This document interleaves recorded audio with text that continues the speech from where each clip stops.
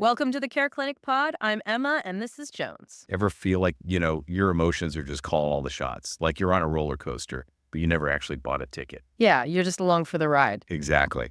And today, we're tackling two conditions that a lot of people get mixed up: borderline personality disorder, BPD for short, and bipolar disorder. Both of them, you're right, they involve these intense mood swings, but figuring out what's behind those swings, that's where the real difference lies. It's kind of like, I don't know. Apples and oranges. Exactly. Both fruits, sure, but completely different experiences when you actually bite into them. Totally. And getting that diagnosis right, that's absolutely crucial, right? It's the starting point for getting the right kind of help.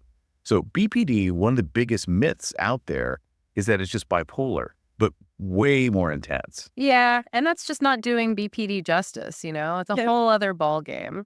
Think of it like this. Imagine someone just bumping into your emotional thermostat, and now, boom, it's stuck on high. We're talking unstable self-image, this deep fear of being abandoned, and relationships that constantly feel, I don't know. Like walking on eggshells. Yeah, exactly. And those mood swings we mentioned, I imagine those can feel pretty earth-shattering. Oh, absolutely. Sudden, intense, often triggered by something very specific. An argument, maybe someone feels rejected, that sort of thing. It's like an emotional earthquake. Good way to put it. Now, with bipolar disorder, it's a little different. Think of it more like seasons changing. You've got the highs of mania, and then you swing down to the lows of depression. These shifts, they're less about what's happening around you and more about what's happening inside your brain. Like the brain chemistry is just on this roller coaster. Okay, so with BPD, it's like someone slammed the gas pedal on their emotions and it's stuck. But with bipolar, it's more like someone keeps flipping between a sun-drenched beach and a stormy, overcast day, and their brain is along for the ride. And that can last for weeks, even months at a time. Wow. Neither one sounds like a walk in the park, that's for sure. Definitely not. They both come with their own unique set of challenges, and neither is easy to deal with. But, when you understand the differences, that's how you get the right help. If anything we're talking about today is hitting home for you, by the way, check out the CareClinic app. It's a great place to find some extra information and support. Absolutely. So we've talked about these intense mood swings. Let's zoom in a bit. With BPD, that fear of abandonment we mentioned, I think it's important to really understand that we're not just talking about someone who gets bummed out when plans change. This is a whole other level. Right. This is deep-seated terror. We're talking about a fear of being alone that can be so strong, people will go to extreme lengths to avoid it, even if the abandonment is all in their head.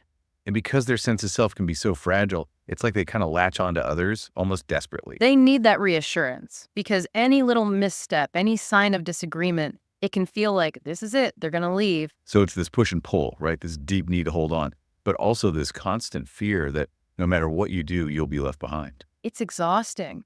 And when those fears get triggered, it can really come out sideways. Explosive anger, impulsive decisions, even self-harm. It's heartbreaking to think about someone going through that. And I think it's important to acknowledge that past trauma can often play a role in BPD developing in the first place. You're right. Trauma is often a piece of the puzzle. It's not a guarantee, of course, but experiencing trauma, especially as a kid, it can make someone more vulnerable to developing BPD later down the line. It's like their emotional foundation is just not quite as solid. Yeah, you could say that.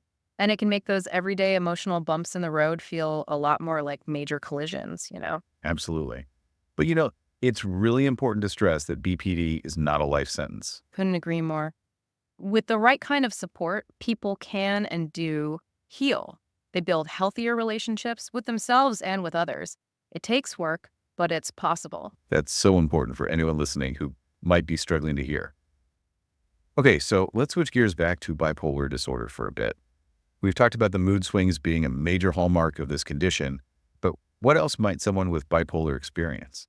Well, let's talk about what happens during a manic episode, They might feel amazing, like they're on top of the world, invincible, energy to spare, bursting with ideas. I can see how that might be mistaken for just having a really productive day. Right, but we're not talking about pulling an all-nighter to meet a deadline. This is days on end of feeling amped up. Sleep.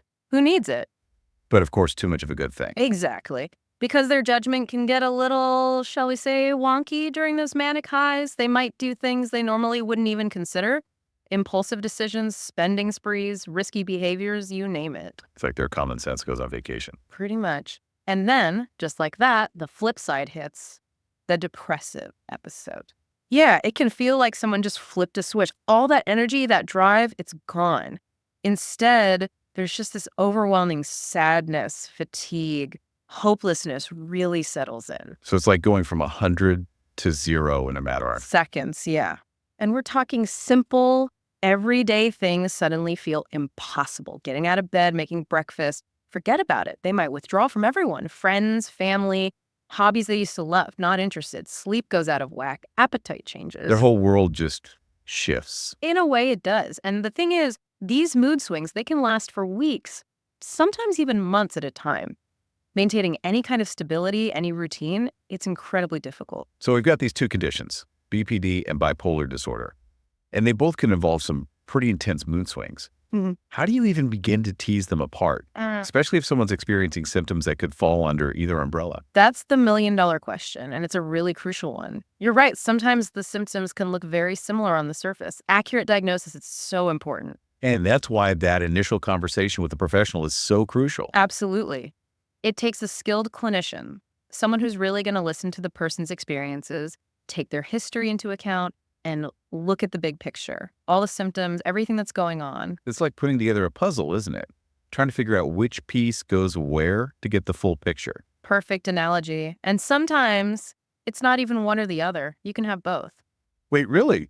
Someone could have BPD and bipolar disorder at the same time. It's not super common, but it happens. And when it does, we're talking about a whole other layer of complexity, right? You're dealing with two distinct conditions, each requiring a different approach to treatment. That makes sense. It sounds like early intervention is key here. The sooner someone can get that accurate diagnosis and start getting the help they need, the better. Absolutely. Early intervention can make a world of difference when it comes to managing symptoms and just having a better quality of life, period. If you're listening to this and something feels familiar, or if you're just feeling overwhelmed, please don't wait. Reach out. Talk to a doctor, a therapist, a trusted friend, anyone. There's no shame in asking for help. It makes a huge difference. It's like that weight is no longer just yours to carry. But I imagine knowing you need help and actually seeking it out, those can feel like two very different things. Mhm. So for someone who's listening and thinking, okay, this is me, this is my experience, Right. what would you say that first step looks like? You know, it sounds so simple, but just acknowledging it to yourself, it's already huge. Seriously, Well, so many people, they just keep it all bottled up. Mm. They think they're alone or that it's somehow their fault, but it's not. And that's why talking to someone is so important. It could be a doctor, a therapist, a friend, a family member, anyone you trust. Just getting those feelings out in the open, that can be life-changing. It's like that saying, a problem shared is a problem halved. Right. Just having someone else to hold some of that weight with you. Exactly. And, when it comes to finding the right therapist, especially, it's kind of like finding a good pair of shoes. It might take a few tries to find the one that fits just right. I love that analogy. Support and comfort all in one. Okay, so let's talk about those treatment approaches. We know that how you treat BPD is going to look pretty different from, say, how you treat bipolar disorder. Right. And for BPD, therapy is key. Specifically, there's this type of therapy called Dialectical Behavior Therapy, DBT. And honestly, it's been huge for a lot of people. Think of it like a toolkit. It gives you ways to build a stronger sense of self. And those intense emotions, it gives you tools to ride those waves instead of getting completely wiped out every time. So you go from feeling like your emotions are totally in control to what? Learning how to surf. Yeah, exactly that. Mindfulness is a big part of it, being present with those emotions. And then there's distress tolerance, which is all about writing out those tough moments without making things worse. And then emotional regulation, learning how to manage those ups and downs, and interpersonal effectiveness. That one's all about building healthier relationships. It's really cool stuff. It sounds like DBT really gives people a foundation, Oh. a solid base to build a more fulfilling life on. Now, when it comes to treating bipolar disorder, it seems like medication often plays a much bigger role, right? It does, especially mood stabilizers. Lithium, for example, that's a big one. It's like, think of them as anchors. They help keep those really extreme mood swings in check. So instead of these huge peaks and valleys, it's more like a gentle rolling hill. Yeah, you could say that. It's about finding more of a steady path. But it's important to remember, even though medication is really important in managing bipolar, therapy can still be incredibly valuable because it's a chance to understand those triggers, what sets those swings off in the first place, and to come up with healthy coping mechanisms, ways to deal with the stress that inevitably comes up. and just navigate all those emotional challenges that come with the territory. So it's all about finding that right combination, right? What works best for that individual person. 100%. It's like putting a puzzle together, you know? It takes time and patience, and it definitely helps to have those experienced professionals there to guide you, help you find the pieces that fit. And I think it's really important to say, even with the right treatment, sometimes it's not always smooth sailing, right? There might be bumps along the way, but recovery is possible. And there's always hope. Don't ever forget that. Such an important message. Now, before we wrap up, I do want to circle back to the CareClinic app. I know we touched on it earlier, but it really does sound like an invaluable resource for anyone whose life has been touched by BPD or bipolar disorder. It really is. It's like having a mental health guide right there in your pocket. You know, you can read up on different conditions, find support groups, even search for therapists in your area. Really, really useful stuff. That's amazing. So whether you're struggling yourself, you know someone who is, or you just want to learn more, it sounds like the CareClinic app is a great place to start. I think so, because let's face it, knowledge really is power. The more we understand about mental health, the better equipped we are to take care of ourselves and each other. Absolutely. Well, this has been an incredible conversation about two conditions that can be so easily misunderstood, BPD and bipolar disorder. And I think the most important thing we've underscored today is that hope and healing, they're always possible. Couldn't agree more. And if you're listening and you're struggling, please remember this. You're not alone. Reaching out for help. That takes strength. It's not a weakness. Beautifully said. And to our listeners, thank you so much for joining us for another deep dive. Until next time, take care of yourselves and each other.